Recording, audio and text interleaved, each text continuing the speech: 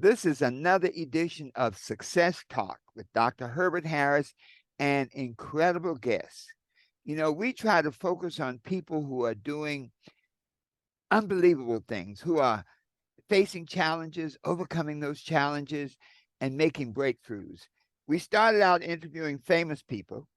Then we started interviewing ordinary people who did famous things. And now we've evolved to the point of interviewing the people who made breakthroughs and followed their dreams to the things they wanted to be, do, and have. And so we have Dr. Jarret out of Philadelphia, Pennsylvania. Doc, welcome to Success Talk. Thank you. I'm so happy to be here on Success Talk. I can't wait to talk to everybody about success, because the fact that even when we don't think we're successful, there's some success that lies within. I think this is a great show and a great platform to be on. Wow. Well, it's sometimes just staying alive is being successful. When I was a kid, they used to do atomic bomb drills. And so my dad listened and he said, you know what? He said, as long as you're around to say, what was that? He said, you're good. Hey, you know what? Just pinch yourself and see if it's still real. That's right. That's right.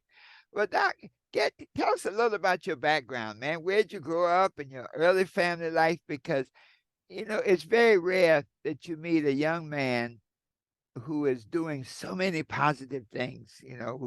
You've written books, you're a pediatrician, and that generally takes like 150 years for most people. So you got, you got it done a lot quicker. So tell a little about your background, Doc. Yeah, well, thanks for asking. And for me, growing up in the Columbus, Ohio area was just something that, one, just made me become a Buckeyes fan right off the bat.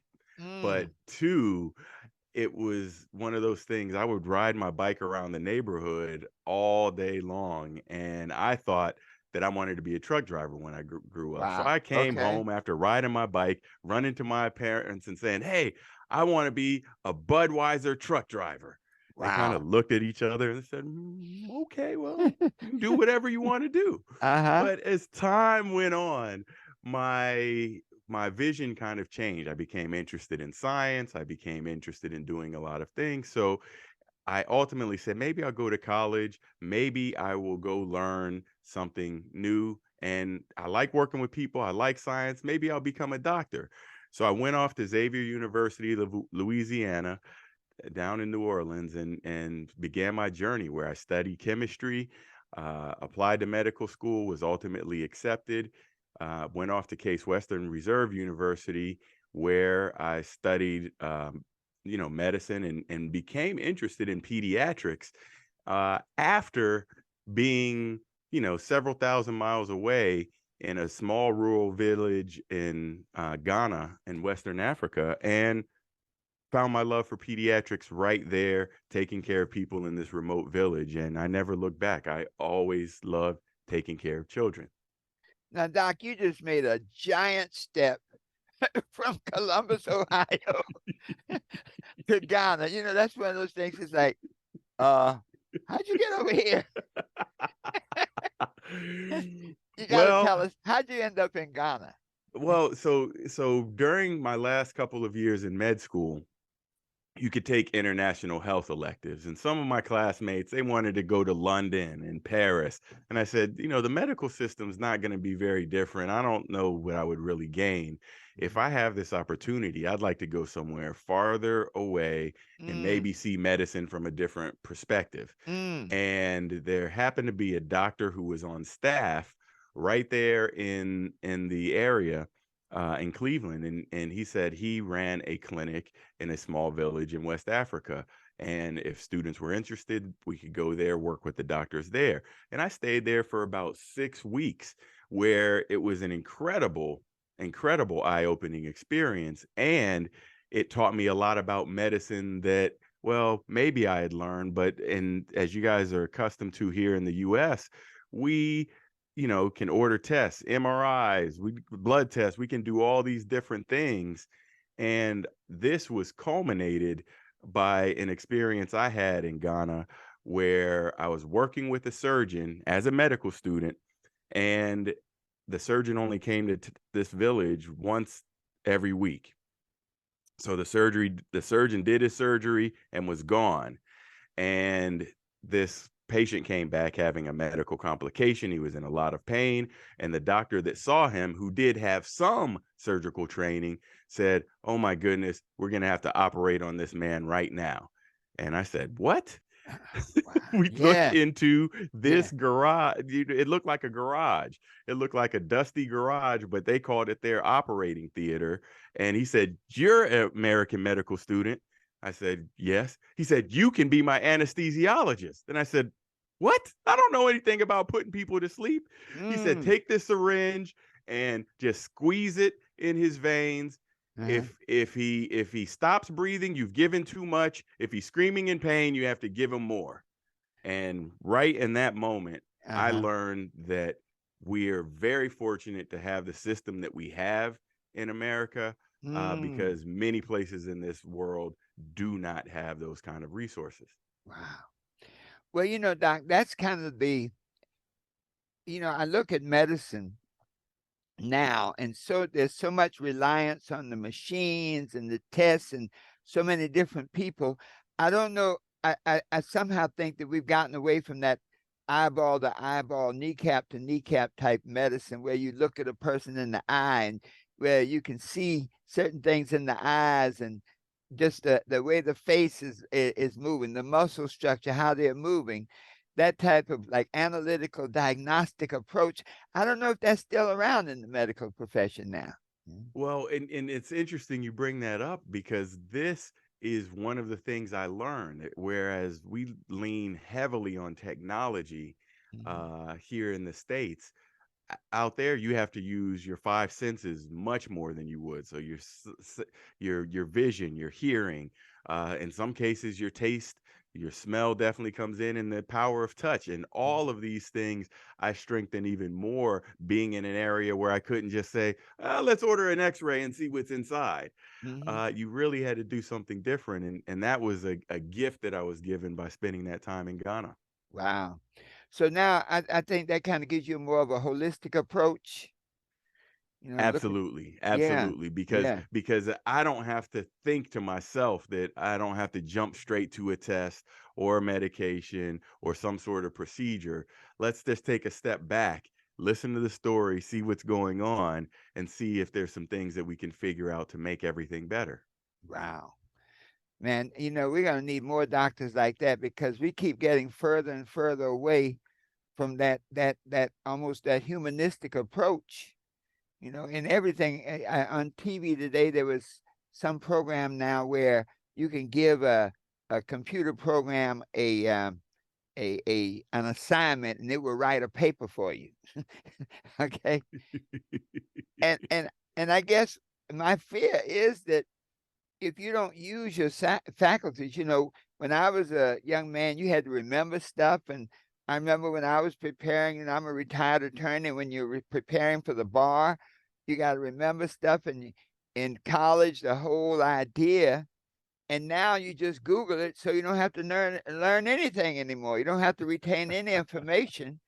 And if you don't use it, you lose it.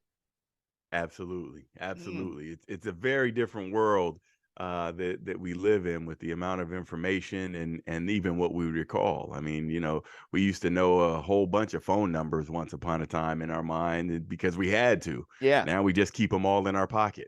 People don't even know their own phone number. That's right. That's right. Now, do you have any brothers and sisters, Doc?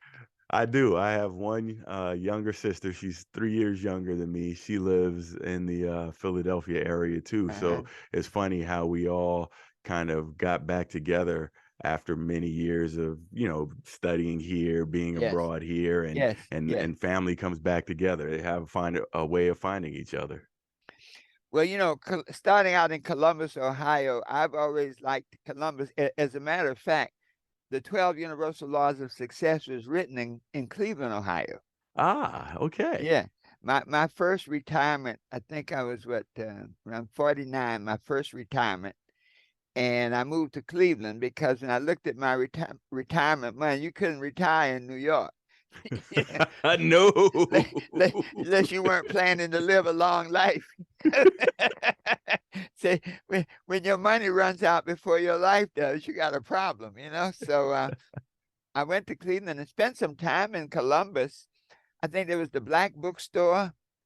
There were some bookstores in Cleveland. I used to in Columbus, and I'd come down, and then there was a was it the African American Studies, that the Arambi House or something at Ohio State. Yes, Yeah, yes. yeah, yeah. I've enjoyed my time there. I was there back. That was one of my last speaking engagements before the pandemic at Okay. the conference there of Black Studies programs, the cultural affairs of all the colleges came together for the conference there. Now, you know, Doc, going into the medical profession, that's kind of rare. When I was a young man, I keep hating to use that, but it was a different world. You know, when I grew up, we had, well, everybody was black. I grew up in the segregated South, so the black doctor, the black dentist, you know, you didn't have any interaction between the races. And now you just about need a detective to find a black doctor.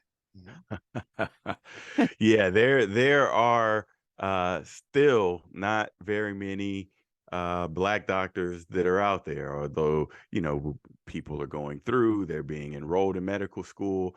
But even taking it a step further, there are fewer black men in medicine today than there were in the 1970s. And so we literally haven't Mhm. made progress in that area Uh-huh. in decades. Yeah. Any thoughts on the why that is? Well, there could be a number of different reasons. Mhm. Part of which, the way the system is set up, the healthcare system, and the way you get into medical school, a lot of it is heavily weighed on test taking skills. Mm. Mhm. And you have to take these standardized tests, and the standardized tests are written from the viewpoint of, well, the people that are in charge of these tests, which may have a very different viewpoint than the people that are taking the test. Mm. As a result, it may be more challenging to perform well on these tests. There may be a number of other factors that kind of get in there and saying, well, you know, and using this incorrect assumption that a good test taker equates to a good doctor. Mhm. Well, now we've started to look at other skills, and like communication, like dedication to health in the community, and a number of other things Mhm. that will encompass more people, that although the test scores may be here or there, they end Mhm. up being less important. And Mhm. it's really about, like you said it earlier, it's a little bit about that communication, that, hey, how do you look at someone in the eye and talk with them, and looking at some of these other formerly known as, quote, soft skills, Mhm. end quote, out there, that helps people really become a better doctor. Mhm. Well, you know, also, Doc, when I think back as a child, you know, a doctor was held, you know, you want to be a doctor. And, you know, if you were smart in school, they say you should be a doctor, a lawyer, or a teacher. I don't know that I hear that. We spend a lot of time working in the school system, especially for children of color. I don't know that I still hear that anymore about what you should be or what's your potential. When, Yeah, people don't say it enough. And in yeah. fact, I this is a discussion I had on my 2 Cents Tuesday. Every Tuesday, 1 p.m. Eastern, I get on Facebook Live Uh-huh. on the Dr. Jarret page and go over some pediatric topics. And this is one that we talked about very recently, about children and child development, and what happens when development is not there, and the essential role of a parent in that development. Because, well, it seems like a baby is born and they just learn automatically, and there's lots of things that they have innate instincts and reflexes, and they can do a lot of stuff on their own that we don't give them credit for. But there are some things that need to be taught as well. And so, taking something very simple like reading a book to a child Mm, early on in life is something that will build their vocabulary.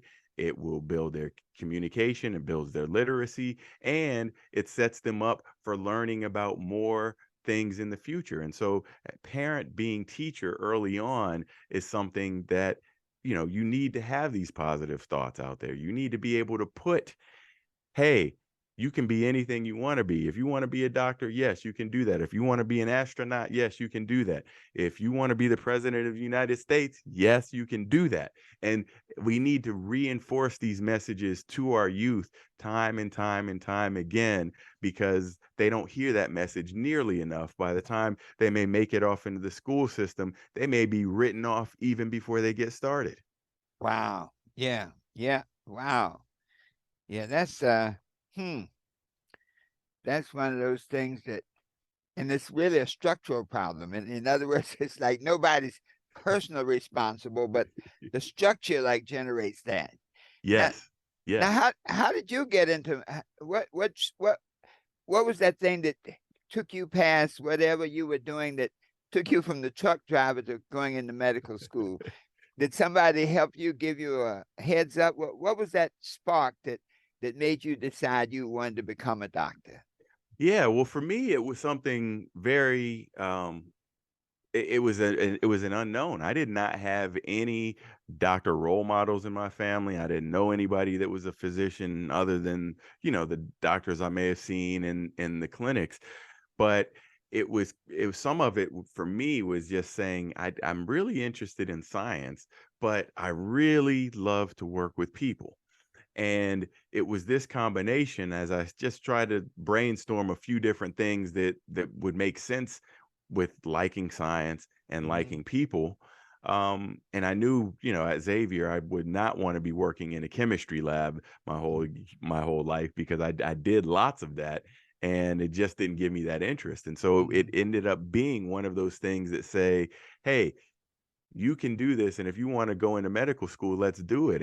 And particularly in college, it was the work of Dr. Carmichael, and at Xavier at that time, they were known for being one of the top producers of Black physicians in the country, and they would send lots of students to medical school, and they do still year after year. So Dr. Carmichael was one of those early mentors in my life that gave me a different view and said, well, yeah, there's going to be something beyond Xavier University, and Mhm. there's going to be something, even bigger in your own life if you just keep on task, walking that walk. Wow. Doc, that's one thing that I hear so often. Teachers should be paid the big bucks because when I interview people, the one thing that comes through, I'd say a major percentage of the interviews, is that somebody, and generally a teacher, made the difference, made that difference. Now, what was it about Dr. Carmichael that resonated with you? Well, I know some of the listeners of your show may know Dr. Carmichael too, Yeah. and quite frankly, he was just a very interesting man. He was from Louisiana. Me being from the North, I didn't know a lot about Louisiana culture until I got there, and just learned a tremendous amount in a short amount of time. And he just didn't care. He didn't care what your excuse may be. He didn't care what the overall environment may be like.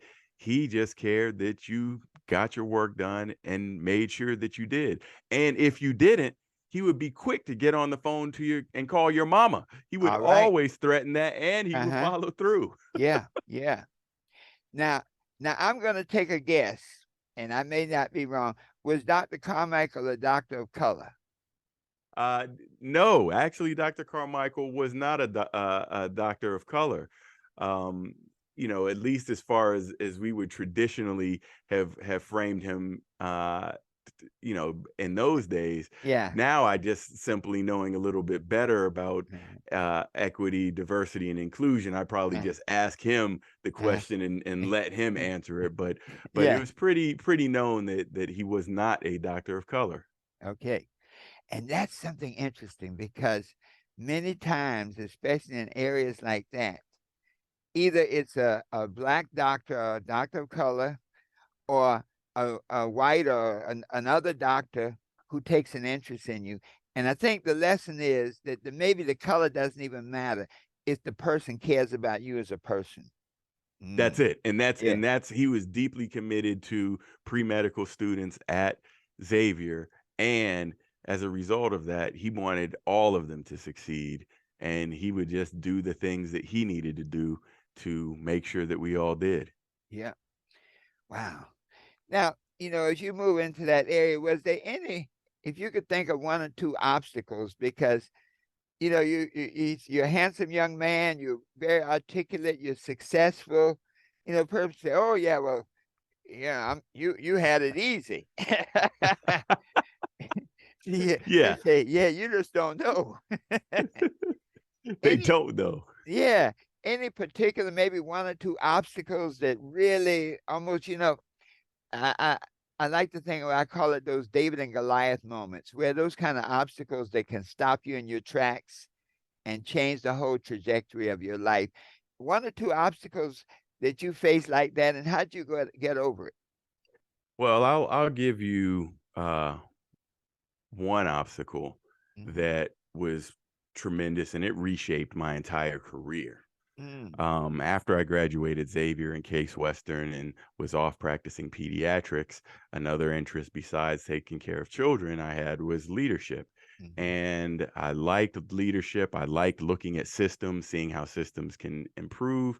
And I ended up being not only a pediatrician seeing patients every day, I became a healthcare executive.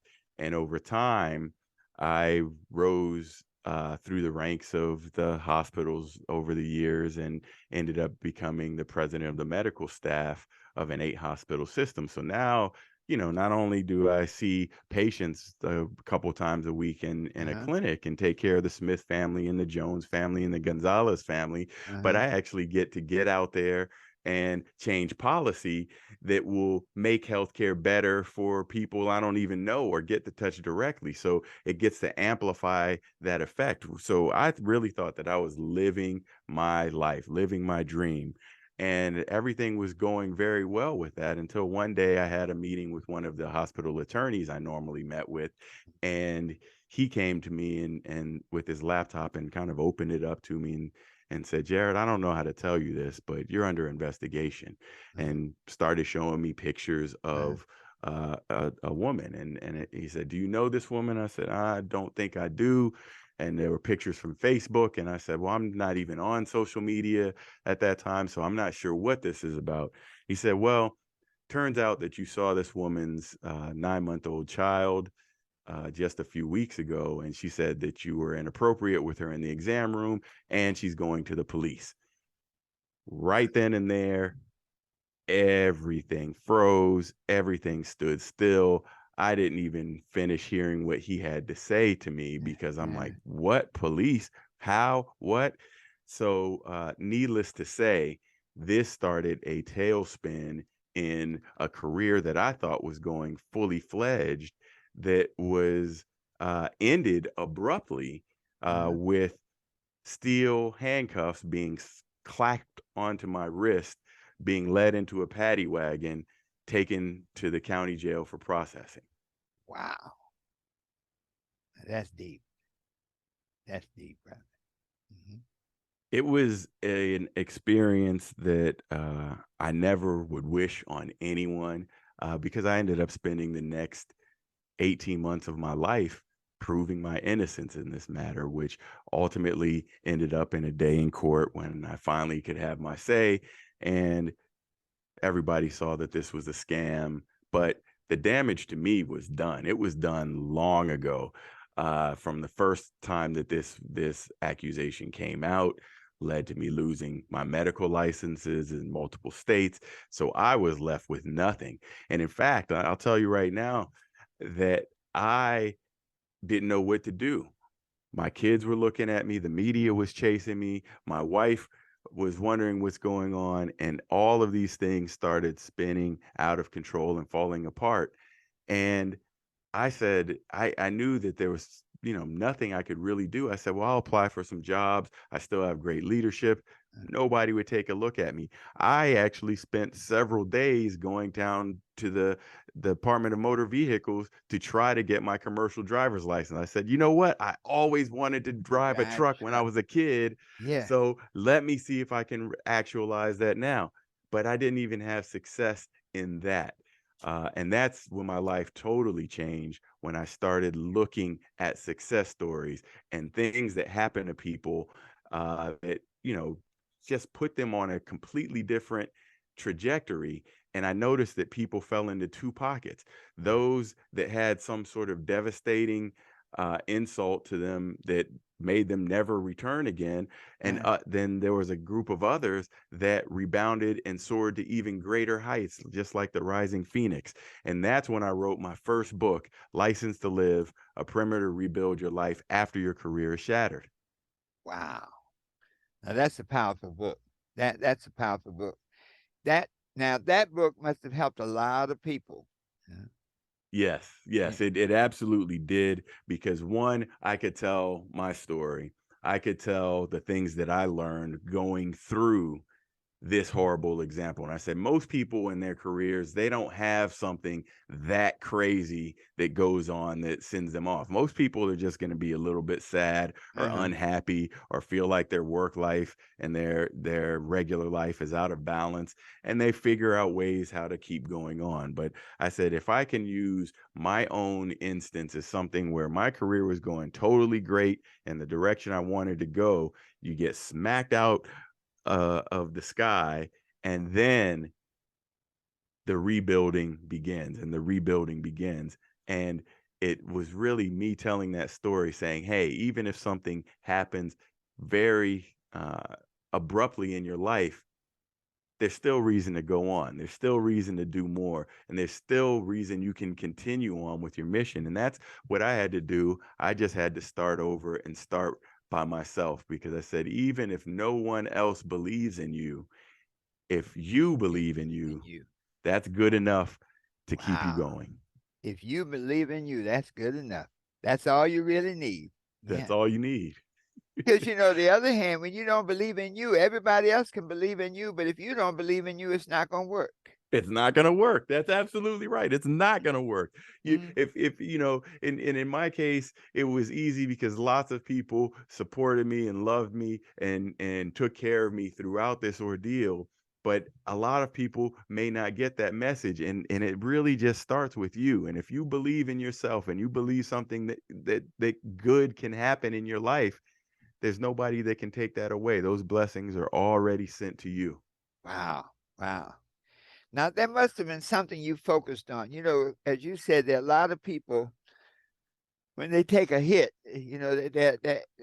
what was the old thing? A Timex takes a licking and keeps on ticking. Yeah. Many people are not Timexes. Many people, Yes. when they take a hit, man, it's like a torpedo. That ship's going down. Yes, yes. And in many ways, but you were able to get through that. What was your thinking? What was that at North Star, that thing that kept you going? Well, a lot of it really goes back to my family, because Mm, there was a lot of examples I could use going forward to say, hey, this is going to be something different in my life, because I have some kids that I'm taking care of. I have a wife to take care of. And there are a lot of things for me to live forward and move on for. And when I looked at all of these different things that started happening in my life, I said, well, let me focus on some of these. And I had to kind of deconstruct myself in this process, because yeah. everybody's always coming up to you, Dr. Jarret, can you do this? Dr. Jarret, do you do this? But I'm like, the state, the government, everybody took that doctor from me, Uh-huh. and I felt like there was nothing else of me, because that doctor title was gone. But Uh-huh. it was what I realized during this process, is that was maybe not even, well, it certainly wasn't the most important title, and it may not have been very important at all. Yeah. I just placed high importance on it because lots of other people around me put that high importance. What I Mm. realized, it was coming back to, well, who is the Jarret before the Dr. Jarret? Who is Uh-huh. that son? Who is that father? Who is that husband? Who is that brother? who is that cousin? Yeah, and getting back to that identity and realizing that that is really what this is all about. And titles can come and go. They can Mm, be stripped and taken away. You can be fired at any given time in most states. And as a result, it comes back to your core self. And that's what I had to work on. So in my License to Live podcast, that's my podcast that I give about a lot uh-huh, of fun little stories about career development and getting your career. I remember one specific episode called Kickball and Unemployment. uh-huh, And the game of kickball, the same game that we all played as kids growing up, is kind of one of those things that brought me back, because I realized that, hey, I might be sitting around the home, but my kids were going to get off the bus at some point during the day, and I needed uh-huh, to be there for them. uh-huh. And I could serve as that neighborhood kickball pitcher once again. So I just made it my business to be the best kickball pitcher in the neighborhood, Uh-huh. striking kids out all the time. But Yeah. it built me back up as a father and of somebody in the community. And from there, I was able to come all the way back. Wow. That's the story. That book has got to be a bestseller. Yes, Yes, it yes, did reach the bestseller a few times. yeah. Because that shows what is it Dr. King said? It's not the color of your skin, the content of your character. Character, yes, And yes. knowing who you really are. Man, that's an And it incredible story. Yeah. And it took that story and something so dramatic to me to look back at this. But as I look at people who are having difficulties in their careers, difficulties, finding themselves again or using their proper skill sets, it lent directly into me being a great career coach for people trying to refresh or restart their career. Mhm. And, you know, ultimately, and in fact, even before my trial, my medical licenses came back. The board of medicine, they saw through what was going on, and Uh, my licenses came back. So things started getting repaired again. uh-huh. But it took all of those years of hard work to be undone in a split second. And that's something? Wow. It takes a lifetime to put it together, and then just a moment can undo it. But Yes. you know, but then that person who existed in that first part of your life is still that person. And even though it may be undone externally, I think the key is you were always clear on who you were. You know? Yeah, yeah, you're Yeah. absolutely right. And that's Yeah. that's that's the biggest thing. So for any of you guys listening to this show who are going through something at the time, and you just don't see another way, or you just all you see is doom and gloom, Yeah. know that there is something out there for you. There is another way. And although we lay out the best laid plans and we say, "Oh, we can go from point A to point B to Mm. point C and we can Yes. get there without any Yeah. problems," Yeah. sometimes you have to go to some other faraway destination before you make it back. Yeah. Yeah. Yeah. Wow. And that as I listen to that story, so many people I have seen get taken out. So I take my hat off to you, Doc, because if you're able to come through that, as they say, pressure converts coals into diamond. You got Yeah, that right. yeah, yeah. So now that book, say the name of that book again, because I tell you, I guarantee that somebody's going to hear this and they're going to like, man, I didn't know somebody could take a hit like that and survive. Man, what's the name of So the book again now? it is called Licensed to Live, Uh-huh. a primer to rebuilding your life after your career is shattered. And I really go through in this book step by step things that may seem important to you at the time, but I talk about things that are not so important and give you some steps in order to get yourself back on track. That's powerful. That is powerful. Now you've written other books also, right? Yes, the Uh-huh. second License to Live book is an affirmations journal. Uh-huh. Affirmations are something that really help me get through some of those dreary days. So Uh-huh. those cloudy days when it's cold or it's snowing up here up Mhm. north, and you're sitting wondering to yourself, why am I even here? Why am I going through all this suffering? Yes. Well, I used affirmations to bring a bright spot into my life. So I collected and wrote a number of affirmations that I put out in License to Live daily affirmations to rebuild your life, that you can take a 90-day journey Mm. into the use of affirmations, how you use them, and how you incorporate them into your daily life to manifest this positive, these positive blessings that are out here for you. Wow. Yeah. And you know, that whole reprogramming, that's a power. Well, you know, the world was spoken into existence. You know, when we look at the Bible from a spiritual and demonstrative point of view, God said, and let there be light. He spoke the world into existence, and we speak our world into existence. There's a pattern there. What we say, especially about ourselves, determines our experience of life. Wow. Yeah. Yeah. Absolutely. Yeah. Absolutely. Well, you know, when you do a lot of things, how do you handle distractions? Because, you know, as a writer, as a professional, as a person who's doing things, I speak at different churches. And distractions are a key thing to do as many things as you've accomplished. How do you handle distractions, Doc? This is a great question, because distractions are going to be all around you. And again, I talked on License to Live. There were a couple episodes about distractions, because distractions can derail you right from the get. You don't even necessarily see it coming, if you don't know how to handle distractions. So the first thing is to know that distractions are a part of life. Something's going to happen. You're going to get that flat tire. You're Mm. gonna, some other unplanned event is gonna happen that's going to not be on your plan that you were thinking of executing that day. Right.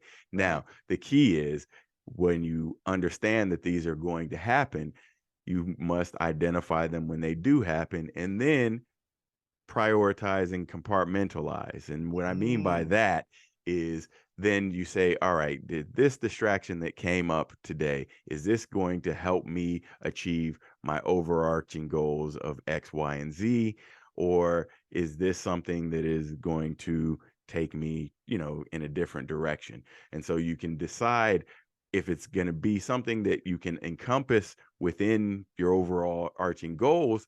It can fit in, and then you have to prioritize, where does that fit in on the rest of your laundry list of things that you Mm. have going on.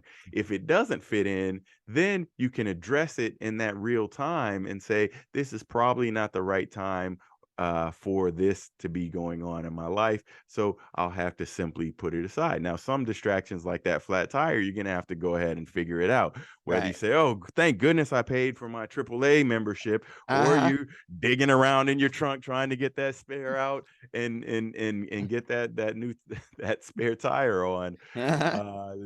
in the old ways. And you may have to address some of those things, but you address it in its own time, when it is appropriate, and in order, so you can deal with it and say, okay, now I no longer have a flat, I can keep moving and get back on the road. Well, that's a lesson in itself, because so many people, we get distracted so easily. But I think one of the key things about that you just said, prioritize the distraction. Every distraction is not a class A. Yes, Yeah, exactly. yeah, yeah, yeah, yeah. And sometimes, you know, people use distractions, I think, to as a very sophisticated form of procrastination. You know, Yes. yeah.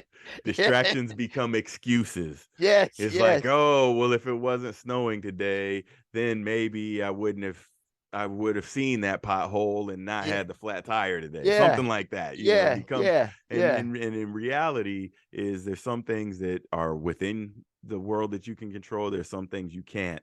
Mhm. And if it's something you identify that you can't control, then there's no real reason of the if, thens, or buts.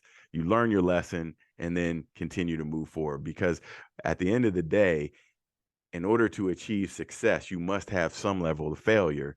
And if you have some failure, your opportunity is really to learn from that failure, so that A, it doesn't happen in that manner again, and two, you can actually do something greater from that, and take that lesson on to make you even better. Wow.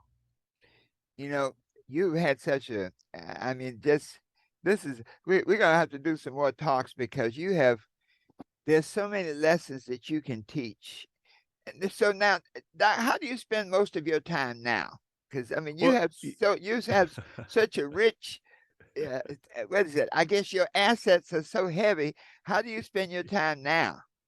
yes. Well, a lot of it now is working with my career clients. I love seeing people make that transformation, whether they wanted to climb that executive ladder and do something bigger and better in their life, or they're saying, "Hey, you know what? I thought I was in this industry doing the right thing, but it's not right for me anymore. I want to do something out." And so whether they're starting something on their own, uh, whether they've decided they want to write their own book and do something there. So I spend a lot of time with my career clients.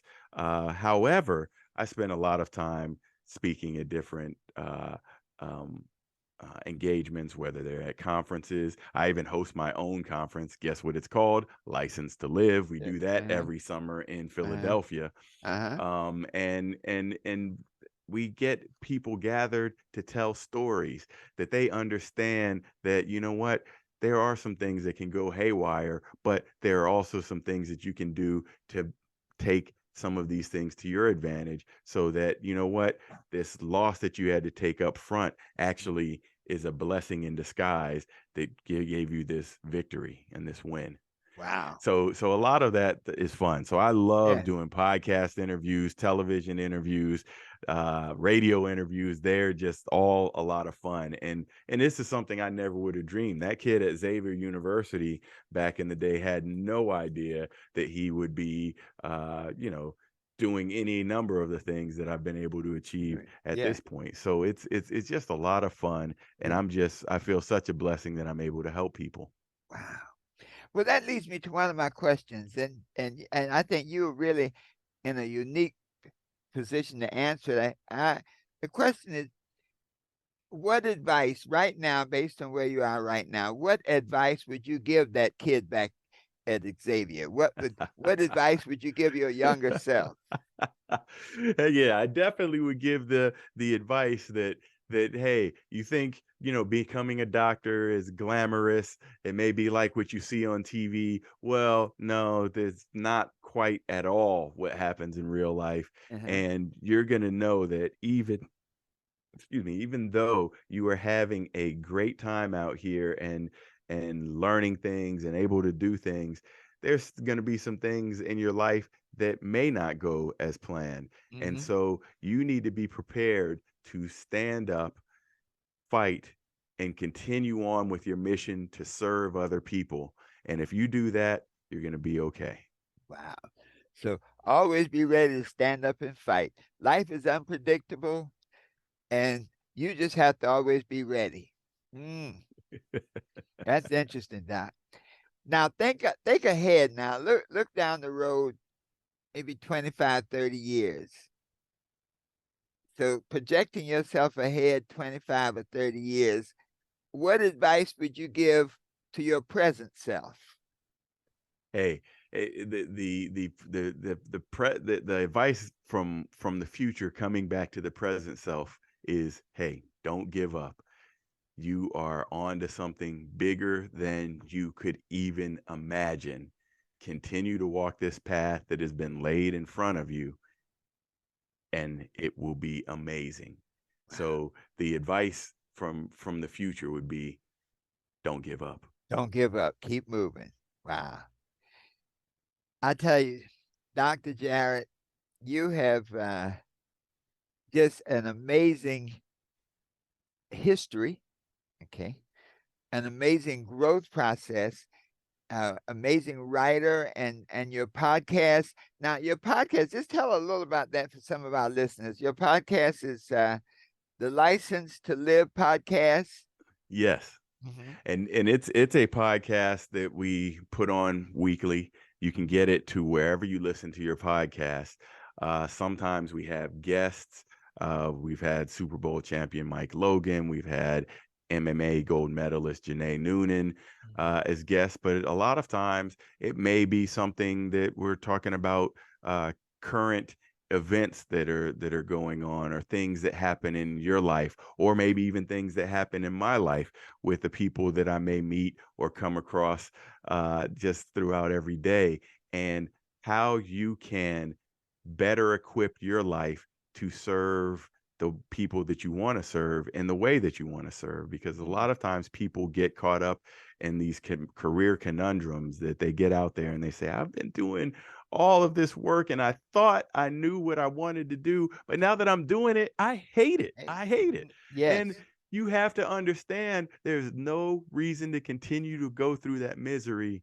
Let's find a way to get around that. And for some people, it's starting a podcast. For some people, it may be writing a book. For other people, it may just be telling some stories, but knowing that there's always something else that could be out there for you, and it's just a matter of getting it all structured. So we like to talk about lots of things that may be incredible stories. They may be absolutely mind-bending juxtapositions that are out there. But we like to talk about these stories and just flood the airways with positivity.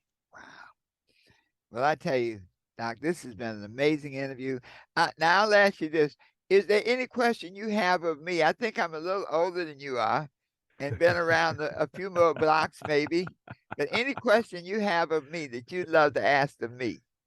Well, I do like the question that you asked yourself, because I always like to hear what people may envision in the future. So I'd like to hear what your future self would tell your current self today. Doc, that's an excellent question. I tell you, and you know what? I don't think I've ever asked a guest that question, and so that's a first. And I appreciate, when I used to teach sales, that's called the porcupine close. And so porcupine, when somebody throws you a porcupine, what do? You throw it back at them.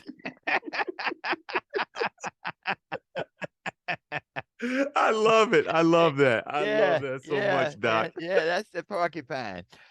But it's a good question, because at this point in my life, I'm going through another level of challenges. And things that I never thought I would be doing. I've been basically pastoring a church. And if I look back to the last 50 bucket list, that was not on the bucket list. Wait a minute, where'd that come from? Yeah, exactly. And so looking back from my future self, that when those life changes take place, become one with them, trust them. Don't be so stuck on what you thought you should be and where you thought you should be and what you thought you should be doing. But when you trust that God always has there's a purpose for your doing stuff. And when you come into new environments, feel how you feel about it. You know how when you walk in a person's home and it's a certain kind of warmth, and you're like, man, I feel like I was here before, Yes. Yeah. Yes. I feel I could take my shoes off and sit right back, and they go like, go ahead, So as you have these life changes, trust your feelings. When you feel that it feels good to you, and I don't mean that physical sense, that feel good in that emotional sense, even in that health sense. Sometimes stuff comes to you that you might do it, but it's not good for your health based on where you are. And so when you have that feeling, trust the experience and go with it. Go with it, though, bringing everything you have, your skills, your analytical self. So in other words, don't go with it with your eyes closed. In network marketing, we used to have a saying and say, ignorance on fire sometimes is better than knowledge on ice. Okay. There we go. Okay. but ignorance won't last you for long. It may get you started, but it won't carry you through. And so as you feel comfortable to use the assets you have, as Oprah used to say, use the stuff you know for sure, and then don't fight it. Let the wind be behind your back, and with both eyes open, approach it like a brand new day. I love it. I love it. What more can you say? It's a brand new day. It's a brand new day. Wow. Well, Dr. Jarret, this has been an enlightening interview. It's been an interview that I believe is going to heal a lot of people, and it's going to be the first of a series because I feel a nice kinship. Like I say, you look like my son, and have a great voice. You have one of those radio voices, you know. That's it. I'll take it. I'll take Yeah, it. yeah, you have a great voice. I have a voice. I have to work at it because, when people call my house sometimes, they say, "Is your husband home?" I'm like, "No." And if you see him, send him home. So, yeah, man. So I just want to thank you. Was there anything you wanted to add? I think you've given so much light, but is there anything you wanted to add? Any website you want to give, or anything like that? Because you are truly a person that people need to pay attention to and follow. Well, thank you. And all you guys, I love interacting with people. Dr. Harris and I, we met on social media, and here we are live in this interview right now. And so I'm going to encourage all of you guys to find me on social media and engage with me. And you can find me at Dr. Jarret.